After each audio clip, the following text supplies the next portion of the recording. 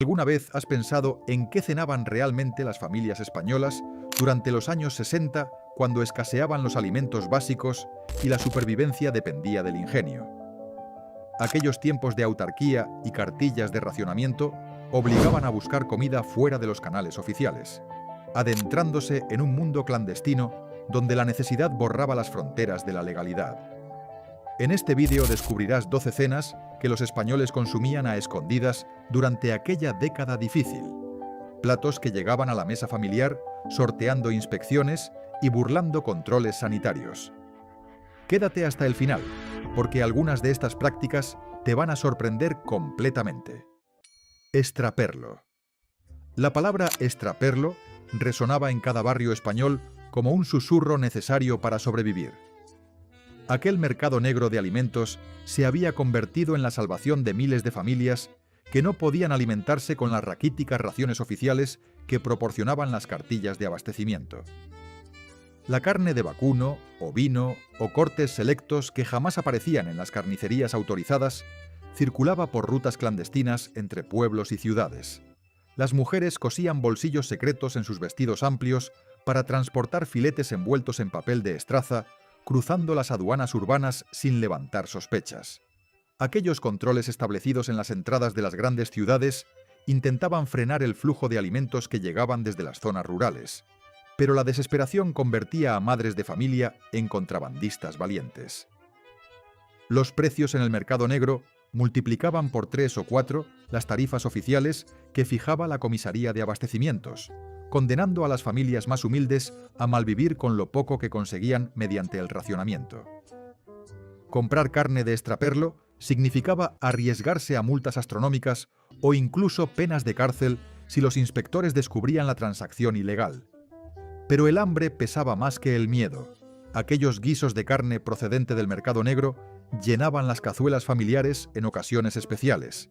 Celebraciones modestas donde un trozo de ternera o cordero se repartía entre bocas ansiosas que llevaban semanas comiendo únicamente legumbres y pan oscuro. Las conexiones con extraperlistas de confianza se transmitían de vecino a vecino mediante conversaciones discretas en portales oscuros. Nadie preguntaba demasiado de dónde venía aquella carne que salvaba las cenas dominicales. Conejo. Aquellos hombres armados con escopetas viejas o simples lazos artesanales se adentraban en fincas ajenas persiguiendo conejos y liebres que alimentarían a sus familias durante días enteros. La caza sin licencia o en propiedades privadas constituía un delito castigado con sanciones administrativas, pero miles de familias rurales dependían absolutamente de aquella práctica ilegal para complementar su dieta escasa.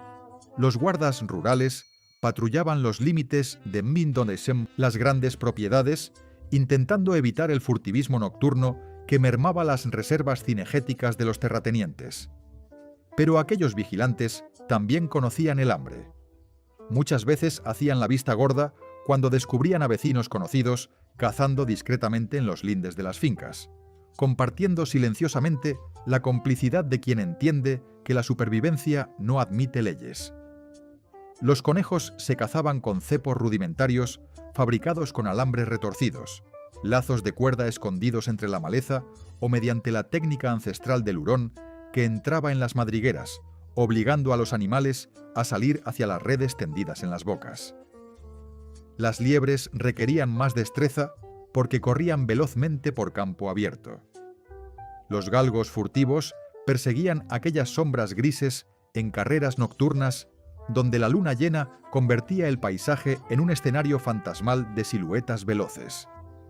Aquella carne oscura y sabrosa se estofaba lentamente en cazuelas de barro con vino tinto, laurel y tomillo silvestre recogido en los márgenes de los caminos. El guiso de conejo o liebre furtiva alimentaba generosamente a familias numerosas durante varios días, aprovechando absolutamente cada pedazo del animal sacrificado en aquellas expediciones clandestinas que desafiaban la propiedad y la ley. Caza mayor. Jabalíes robustos que ozaban entre encinas centenarias, corzos veloces que saltaban entre la espesura y perdices que levantaban el vuelo en bandadas explosivas se convertían en objetivos de cazadores clandestinos durante aquellos años difíciles. Los cotos privados de caza reservaban estas especies para las monterías organizadas por terratenientes y caciques locales que controlaban férreamente el acceso a sus tierras. Pero el hambre no entiende de propiedades ni de permisos oficiales. Los furtivos expertos conocían cada vereda, cada abrevadero y cada querencia donde se concentraban los animales salvajes. Salían al monte en noches sin luna, armados con escopetas antiguas heredadas de abuelos, trampas artesanales y un conocimiento profundo del comportamiento animal que transmitían generaciones de cazadores rurales. El jabalí proporcionaba carne abundante que alimentaba a familias numerosas durante semanas enteras, repartiéndose entre vecinos de confianza que guardaban silenciosamente el secreto del origen ilegal.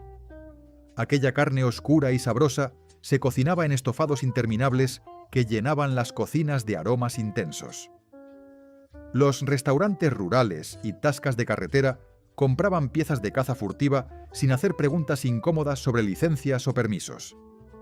Aquellos establecimientos servían en cenas privadas platos de jabalí, corzo o perdiz que sus clientes saboreaban, sabiendo perfectamente que provenían del mercado negro cinegético. Las celebraciones familiares se enriquecían con estas piezas conseguidas mediante incursiones nocturnas arriesgadas, donde los guardas armados patrullaban intentando proteger infructuosamente las reservas de caza de sus señores. Pescado ilegal. Las costas mediterráneas bullían de actividad pesquera clandestina durante las madrugadas. Los chanquetes auténticos y los inmaduros de boquerón, sardina y otros peces pequeños se capturaban masivamente con redes de malla minúscula que arrasaban el fondo marino sin discriminación.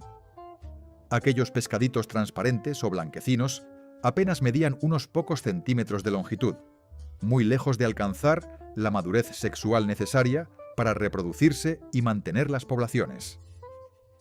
Las normativas pesqueras establecían tallas mínimas para proteger las especies, pero miles de pescadores ignoraban deliberadamente aquellas restricciones movidos por la necesidad económica apremiante.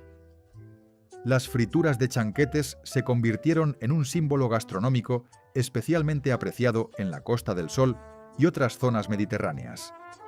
Aquellos pescaditos enharinados y fritos en aceite hirviendo llegaban crujientes a las mesas de chiringuitos costeros y restaurantes que compraban las capturas ilegales directamente en playas apartadas. Los pescadores furtivos desembarcaban sus capturas en calas escondidas durante las primeras horas del amanecer, vendiendo rápidamente a intermediarios que distribuían el pescado inmaduro por toda la costa antes de que aparecieran los inspectores. Las lonjas oficiales mezclaban deliberadamente pescado legal con capturas de talla antirreglamentaria, camuflando las infracciones entre la confusión de cajones y hielo. Los consumidores valoraban especialmente aquellos pescaditos tiernos sin preocuparse demasiado por las consecuencias ecológicas de consumir alevines que jamás llegarían a reproducirse. Cada ración de chanquetes representaba potencialmente centenares de kilos de pescado adulto que nunca existirían. Atún rojo.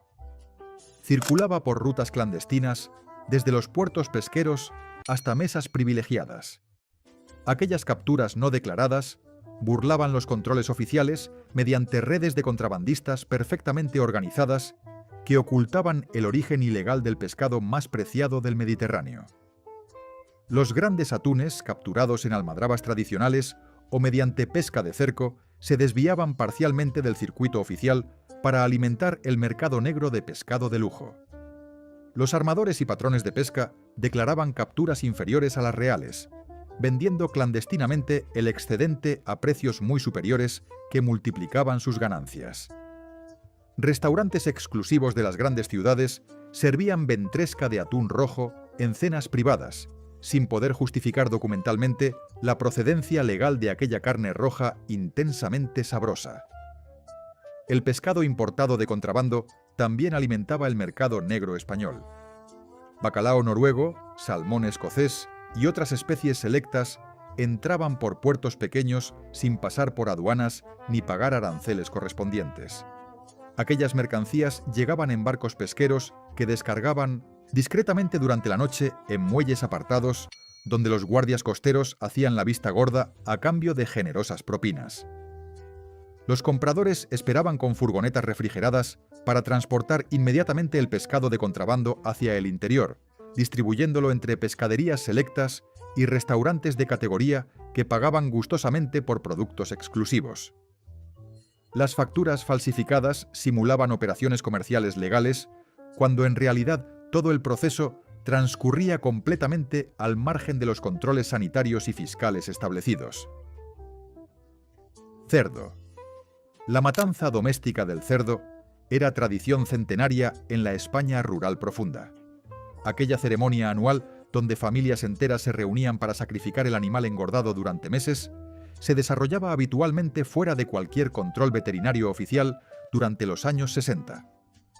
Las autoridades sanitarias establecían teóricamente requisitos de higiene y controles obligatorios, pero en la práctica, miles de matanzas se realizaban completamente clandestinas sin inspección alguna.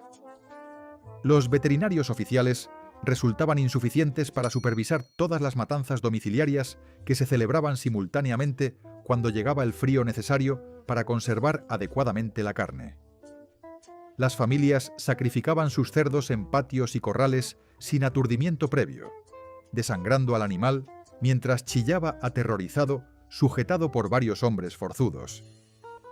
Los embutidos se elaboraban artesanalmente sin controles sanitarios que garantizaran la ausencia de parásitos peligrosos como la triquina que podía transmitirse al consumo humano. Chorizos, morcillas, salchichones y jamones se curaban en bodegas húmedas o colgados de vigas en cocinas ahumadas, dependiendo exclusivamente del saber tradicional transmitido oralmente durante generaciones. Parte de aquella producción cárnica doméstica se comercializaba clandestinamente entre vecinos y en mercadillos rurales. Los embutidos caseros se vendían envueltos en papeles de periódico sin etiquetas ni garantías sanitarias, confiando únicamente en la reputación del productor. Las autoridades perseguían teóricamente aquella venta ilegal, pero resultaba prácticamente imposible controlar un comercio tan disperso y arraigado en las costumbres rurales españolas. Aceite y azúcar. Aceite de oliva, azúcar y harina desaparecían misteriosamente de los circuitos oficiales para reaparecer en transacciones clandestinas a precios desorbitados que enriquecían a extraperlistas sin escrúpulos. Las cartillas de racionamiento proporcionaban cantidades ridículas completamente insuficientes para cocinar dignamente, obligando a las familias a buscar desesperadamente esos productos esenciales en el mercado negro. Los grandes terratenientes ocultaban parte de sus cosechas de aceitunas para producir aceite que vendían clandestinamente, multiplicando beneficios. Aquellos litros preciosos se transportaban escondidos en dobles fondos de carros o bajo cargas de paja que disimulaban el contrabando ante las inspecciones de carretera.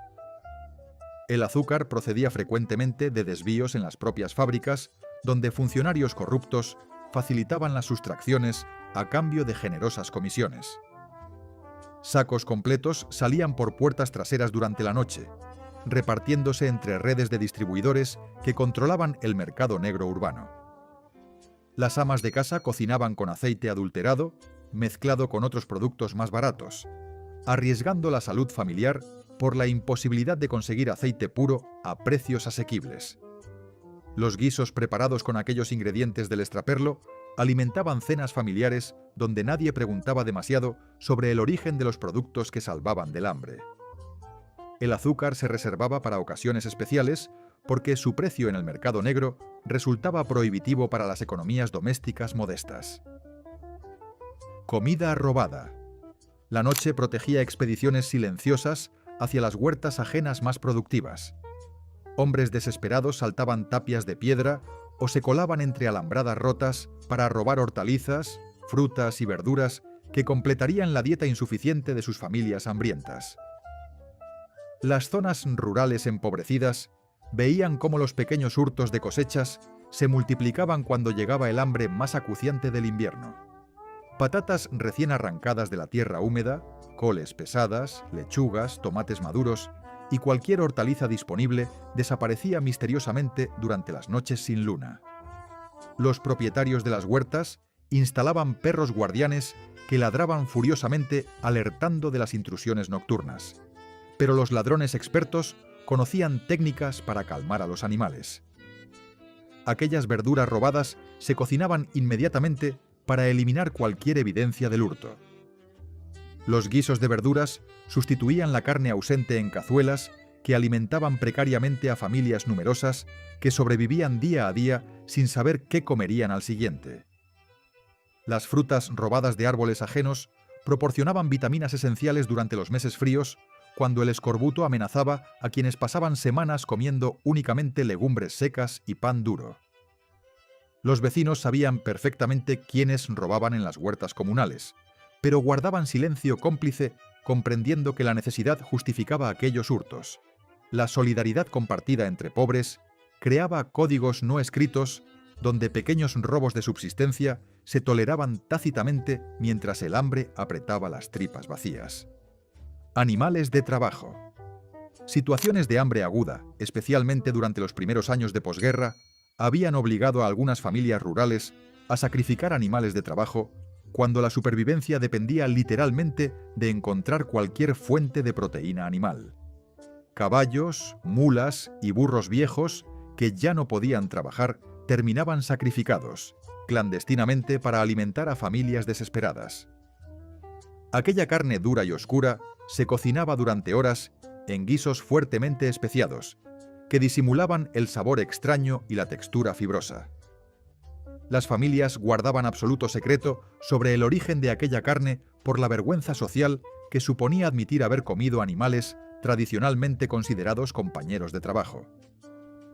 Los perros y gatos callejeros también desaparecían misteriosamente en las épocas de hambre más terrible, aunque pocas personas admitían abiertamente haber recurrido a fuentes tan extremas. Los testimonios orales recogidos años después revelaban episodios aislados donde la necesidad absoluta había borrado cualquier tabú alimentario. En algunas zonas costeras se consumían especies marinas habitualmente despreciadas como anémonas, erizos o percebes recogidos en rocas peligrosas durante las mareas bajas. Aquellos mariscos no comerciales alimentaban a familias pescadoras que aprovechaban absolutamente cualquier recurso comestible que ofreciera el mar durante los meses de escasez. La necesidad convertía en comestible prácticamente cualquier cosa que proporcionara calorías suficientes para sobrevivir otro día más en aquella España hambrienta de posguerra que se prolongaba en las dificultades de los años 60. Mariscos. Las costas gallegas y cantábricas escondían mariscadores furtivos que desafiaban las prohibiciones. Aquellos recolectores clandestinos trabajaban en zonas oficialmente cerradas por contaminación o en periodos de veda establecidos para proteger la reproducción de las especies.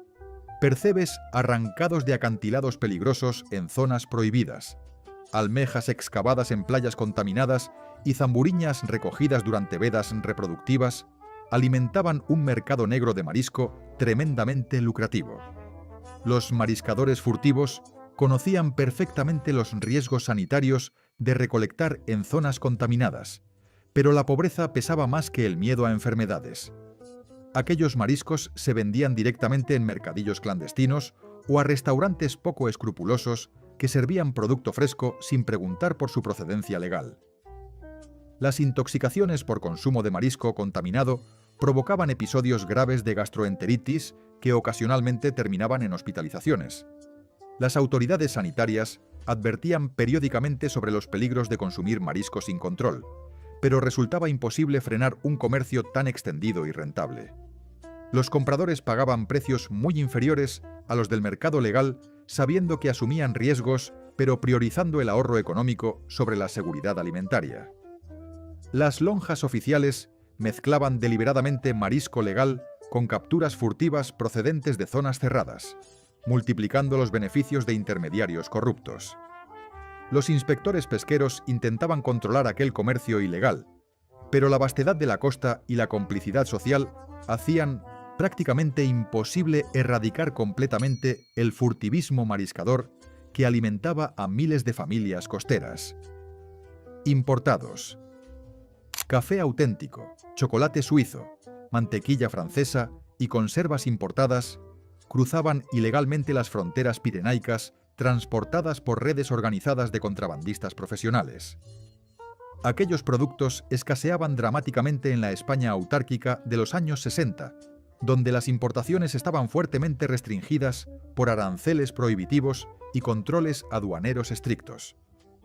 Las familias acomodadas con contactos en el extranjero organizaban cenas privadas donde servían café de verdad en lugar del sucedáneo de achicoria que se vendía oficialmente.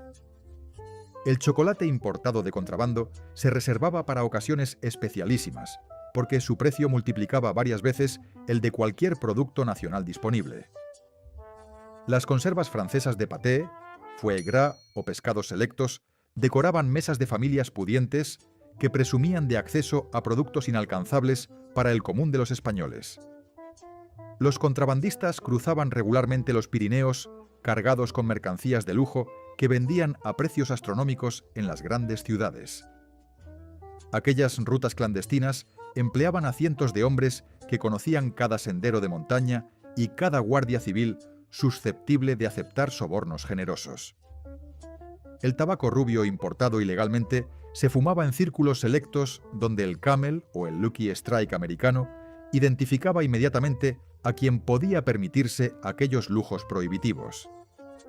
Las cenas que incluían estos productos de contrabando demostraban el estatus económico y las conexiones sociales de los anfitriones en una sociedad donde el acceso a alimentos de calidad marcaba claramente las diferencias de clase.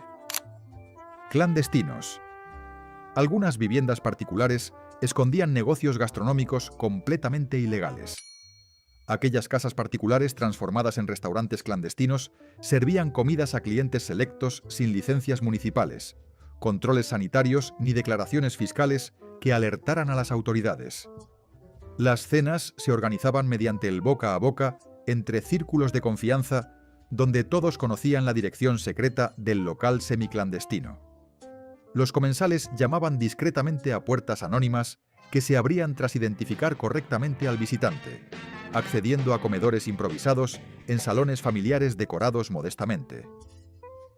Aquellos establecimientos burlaban las restricciones del racionamiento, ofreciendo platos abundantes, preparados con ingredientes del mercado negro que jamás aparecían en las tiendas oficiales.